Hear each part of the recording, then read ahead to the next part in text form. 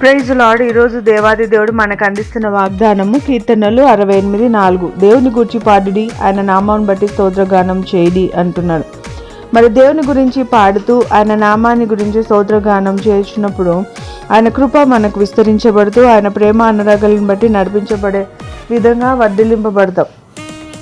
మరి దేవాది దేవుని ఆరాధించడంలో ఉన్న ఒక మజా ఏంటంటే, మనం మామూలుగా ప్రార్థన చేస్తే దేవదూతలు కదులుతారంట, కానీ స్తుతిస్తే మాత్రం దేవాది దేవుడే దిగి వస్తాడు. అది మనకు లేఖనవచనంలో ఉంది. ద్వితీయోపదేశకాండం 33:26 ఆయన నీకు సహాయం చేయుటకు ఆకాశవాహనుడై వచ్చును అనుంది.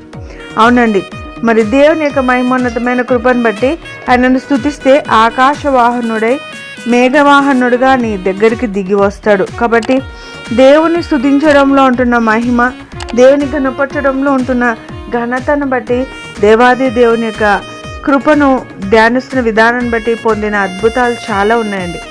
మరి దేవుని గురించి పాడి ఆయన నామం బట్టి స్తోత్రగానం చేయడి, వాహనం ఎక్కి అరణ్యంలో ప్రయాణం చేయి, దేవుని కొరకు ఒక రాజమార్గం చేయడి, యెహోవాను ఆయన నామం బట్టి ఆయన సన్నిధిని ప్రహర్షించుడి అని అంటున్నారు. అంటే ఇక్కడ చూడండి 68:4 సంకీర్తనలో కంటిన్యూషన్కి వచ్చేసరికి ఆయన నామమును బట్టి స్తోత్రగానం చేయడి, వాహనం ఎక్కి అరణ్యంలో ప్రయాణం చేయి, దేవుని కొరకు ఒక రాజమార్గమును చేయడి అంటున్నాడు. అంటే నువ్వు స్తుతించడం అనేది ఒక రాజమార్గంగా ఉంటుంది. కాబట్టి ఏందబ్బా ఎప్పుడు స్తుతి అని అంటే, అవును, స్తుతి నీ పరిస్థితిని మార్చివేస్తుంది. కాబట్టి స్తోత్ర గానములు చేయటైతే దేవదూత ప్రతి గానంలను వదిలిపెట్టి నీ దగ్గరికి రావాలి.